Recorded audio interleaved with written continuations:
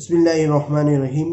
معاملات پر جھوٹی گواہی نہ دینا۔ گواہی دراصل اس امانت کی ادائیگی ہے کا نام ہے جو گواہی دینے والے کے پاس اس قضیہ اور معاملے کے بارے میں صحیح صورتحال کے علم اور سچی بات کی شکل میں موجود ہے جس کے بارے میں وہ گواہی دے رہا ہے۔ گویا گواہی دینے والا اپنی بات میں سچا ہوتا ہے، اس لیے گواہی دینے والے کو سچ کا دامن نہیں چھوڑنا چاہیے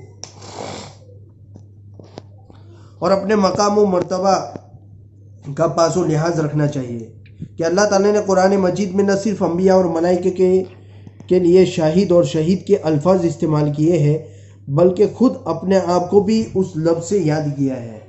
علاوہ ازیں حدیث پاک میں رسول اللہ نے گواہوں کا اکرام کرنے کا حکم دیا ہے، کیونکہ گواہوں کے بیان سے ہی حق و باطل اور صحیح غلط میں امتیاز ہوتا ہے۔ اس لیے گواہوں کو اپنی بات میں سچائی اختیار کرنی چاہیے کہ جھوٹ بولنا بہت بڑا گناہ ہے۔ حدیث پاک میں جھوٹی گواہی دینے والے کو کبیرہ گناہ بتایا ہے اور اس کی برائی و خرابی بتائی گئی ہے۔ چنانچہ رسول اللہ صلی اللہ علیہ وسلم نے ایک دن صبح کی نماز پڑھی۔ جب آپ نماز سے فارغ ہوئے تو ایک دم کھڑے ہو گئے اور فرمایا کہ جھوٹی گواہی اللہ کے ساتھ شریک ٹھہرانے کے برابر کر دی گئی ہے۔ جتنا شرک کا گناہ ہے اتنا جھوٹی گواہی دینے کے بارے میں۔ یہ بات آپ نے 3 مرتبہ ارشاد فرمائی اور سورہ حج کی یہ آیت تلاوت فرمائی، فَاجْتَنِبُوا الرِّجْسَ مِنَ الْأَوْثَانِ وَاجْتَنِبُوا قَوْلَ الزُّورِ حُنَفَاءَ لِلَّهِ غَيْرَ مُشْرِكِينَ بِهِ۔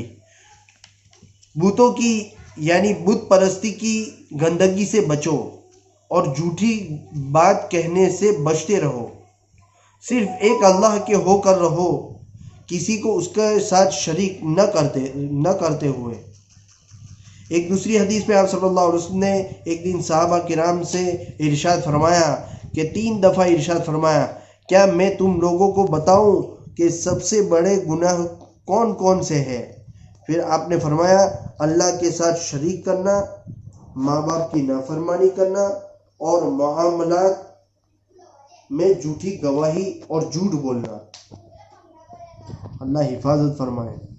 راوی کا بیان ہے کہ پہلے آپ سہارا لگائے ہوئے بیٹھے تھے لیکن پھر سیدھے کھڑے ہو کر بیٹھ گئے اور بار بار آپ نے اس ارشاد کو دہرایا، یہاں تک کہ ہم نے کہا کہ کاش اب آپ خاموش ہو جاتے۔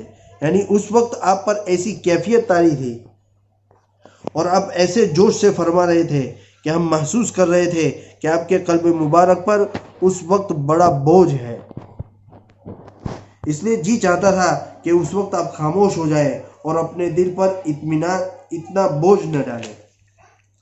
آپ صلی اللہ علیہ وسلم نے جھوٹی گواہی کی قباحت جہاں اپنے مبارک ارشاد سے بتائی، وہیں اپنے عمل سے بھی ظاہر فرمایا کہ یہ کتنا سخت اور برا عمل ہے۔ اللہ تعالیٰ ہمیں اس برائی کا احساس عطا فرمائے اور اس گناہ سے ہماری حفاظت فرمائے۔ آمین ثم آمین۔